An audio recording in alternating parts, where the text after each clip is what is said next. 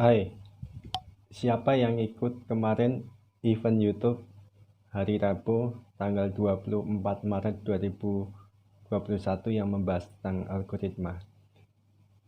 Yang kelewatan, nggak ikut, ini penjelasannya.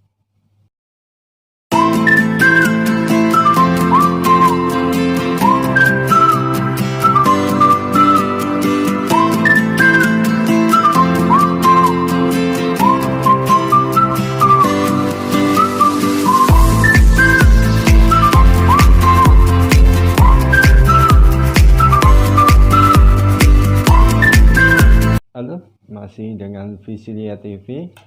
Kali ini kita akan ngebahas sedikit tentang hasil dari YouTube komunitas, atau bisa dibilang itu umumnya disebut YouTube event. Itu acara yang sering diadakan oleh pihak YouTube. Di sini sendiri di Indonesia sekarang masih secara daring ya. Jadi kemarin hari Rabu tanggal 24 Maret 2021 itu ada YouTube event membahas tentang algoritma. Jadi acara ini ngasih penjelasan tentang apa itu algoritma, karena algoritma itu sangat penting untuk konten kreator YouTube yang sangat membantu memahami apa itu algoritma, yang untuk membantu channelnya lebih berkembang lagi. Jadi intinya itu pertemuan kemarin itu, pembahasan dari YouTube event itu adalah memahami tentang apa itu algoritma. Yang dibahas oleh dua narasumber itu dari pihak YouTube komunitas diwakili oleh Mas Ruben, dari pihak YouTube Indonesia diwakili oleh Mbak Susan. Ya. Jadi mereka narasumber kita kemarin pada acara hari Rabu di YouTube event YouTube Indonesia membahas tentang algoritma, karena banyak pertanyaan baik dari konten kreator, blogger, vlogger, banyak bertanya tentang apa itu algoritma. Algoritma itu banyak digunakan oleh para blogger, kebanyakan para blogger. Kalau konten kreator mungkin juga sama juga, konten kreator YouTube itu sama, cuman yang paling banyak pakai itu blogger untuk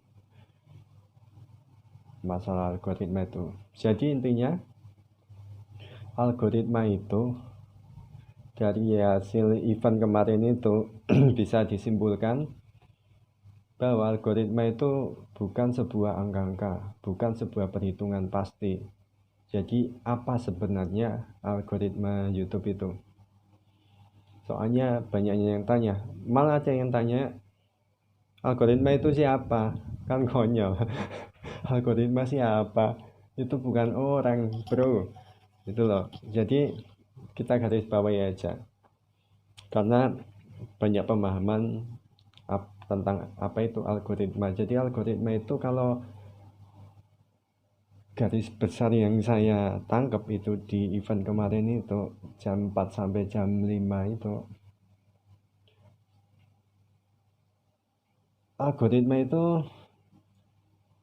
algoritma YouTube ya. Algoritma YouTube itu sebuah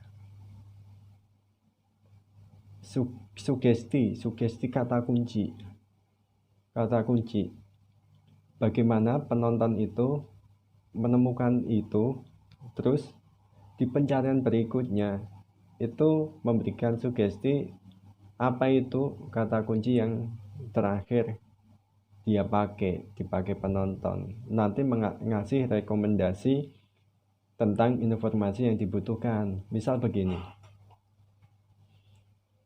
ada penonton YouTube mencari informasi atau hiburan tentang musik. Dia nyari kata musik.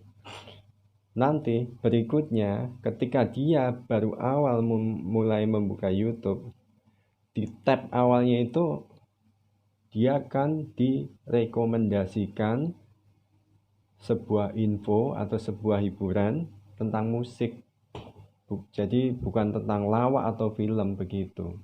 Jadi yang itu yang saya tangkap. Jadi untuk konten kreator nggak usah pusing-pusing memahami banget tentang apa itu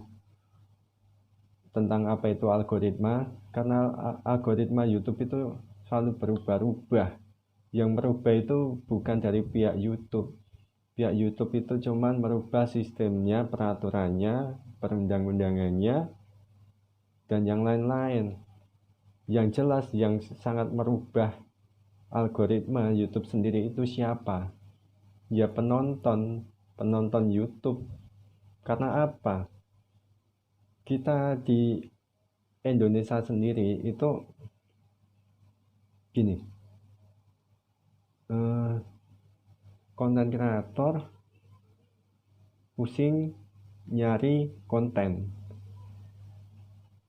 padahal sebenarnya itu YouTube sendiri itu yang malah nyari konten kreator. Untuk apa? Untuk disematkan iklan-iklan yang masuk ke mereka begitu. Jadi kebalik-balik nih, asumsinya jadi kebalik-balik, nggak satu suara gitu. Jadi kalau kita di Indonesia itu konten kreator sibuk nyari konten di YouTube sendiri, YouTube itu susah nyari konten apa nih yang cocok buat iklan ini. Jadi pemainnya gini, kalau kita konten kreator pasti paham. Ketika kita mulai upload video di channel kita, itu pasti begini. Ini yang channelnya sudah dimonetisasi pasti paham. Ketika kita baru upload, pasti kita disuruh nunggu running dari pihak YouTube. Ketika kita klik monetisasi, waktu kita upload video udah selesai, habis itu kita nyalakan monetisasi, dolarnya hijau itu pasti akan ditinjau dari pihak YouTube untuk menganalisa. Itu yang dianalisa jadi isi yang sering saya bahas, judul, tab, description. Mereka menganalisa itu iklan apa yang cocok disematkan ke dalam video kita. Sebagai konten kreator itu video apa yang cocok ditaruh di situ sama pihak YouTube itu, iklannya itu. Sama mereka juga merekomendasikan iklan itu akan cepat habis gitu loh. Kan logikanya begitu. Iya kan, benar kan? Jadi ini ada sebuah produk bayar YouTube dengan nilai sekian dapat sekian RPM per 1000 iklan tayang. Mereka sibuk ngabisin itu biar cepat habis, nanti masuk lagi. Logikanya seperti itu. Kita pusing-pusing mikirin algoritma itu ya penonton kita begitu loh. Garis besarnya itu bagaimana kita menyajikan informasi atau hiburan yang menarik untuk penonton video di channel kita. Itu yang namanya algoritma. Jadi kalau setting-settingan di channel apa di sebuah video, itu perang antara konten kreator versus konten kreator, itu aja yang nyari celah untuk masuk begitu di pencarian penonton ini. Jadi pilihannya banyak itu loh. Kita supaya bisa masuk di celah itu, itu baru mengandalkan setelan dari channel sama konten kita. Kita konten kreator mikirin terus apa itu algoritma. Padahal algoritma ya penonton. Mereka yang berubah semuanya itu mereka sendiri melalui kata kunci itu. Jadi kita fokusnya sekarang ke penonton aja, udah cukup satu, nggak usah pusing-pusing bikin algoritma ya, karena tiap saat itu algoritma YouTube tuh selalu berubah-ubah. Yang ngerubah itu sebenarnya penonton kita sendiri. Tahun ini rame apa, tahun ini rame apa, hari ini rame apa, besok rame apa. Itu penonton sendiri yang berubah. YouTube hanya mengikuti. Konten kreator kalau nggak bisa menyesuaikan diri, pasti sepi penonton, ya kan? Sama nih seperti channel ini sama. Jadi ketika channel ini ngebahas tentang trip, beberapa trip, hobi macam-macam, itu rame banget. 4 bulan udah itu 1000 lebih subscriber, 4000 jam tayang lebih, malah lebih kelebihan, malah hampir nyampe 1400. Tapi ketika channel ini beralih ke membahas tentang YouTube, sepinya minta ampun. Karena apa? Kita pasti dimulai lagi dari awal karena konten kita berubah. Dan yang berubah itu siapa? Ya konten kreator. Seperti di Visinya TV ini siapa yang berubah? Ya konten kreator, ya saya sendiri. Kenapa bisa sepi? Karena ini peralihan, sama aja peralihan gitu. Pada awal-awalnya ketika channel ini rame bahas trip, hobi, rame banget. 4 bulan closing persyaratan monetisasi. 2 hari nggak ada langsung dimonetize. Dolarnya udah hijau.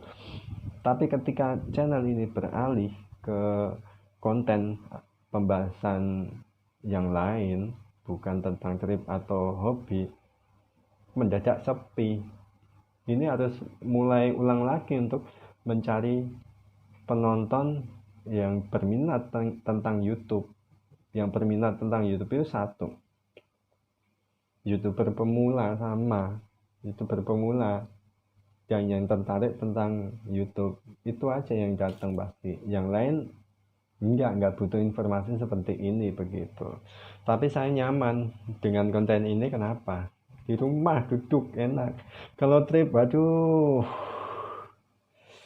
saya harus kemana-mana, capek, waktunya habis, belum banyak waktu untuk itu. Jadi tetap untuk Visinya TV ini ke depan mungkin akan membahas tentang sekitaran YouTube dulu. Oke ya. Jadi seperti itu pemahaman tentang algoritma. Ternyata nggak sepusing yang kita sebagai konten kreator itu pusingkan. Jadi algoritma itu ya penonton kita, penonton di channel kita. Kita kasih konten di channel kita itu agar bisa menarik penonton. Karena garis besarnya adalah penonton itu adalah algoritma itu sendiri. Oke ya, terima kasih. Nanti misal subscriber saya yang suka tentang konten saya untuk trip dan hobi, nanti insya Allah saya bikin channel baru lagi. Tapi channel ini sementara mau saya pakai untuk membahas YouTube dulu ya. Oke, mohon maaf. Oke ya, maaf lo ya. Jadi berubah gini, tapi insya Allah tak bikin channel baru lagi untuk konten trip saya.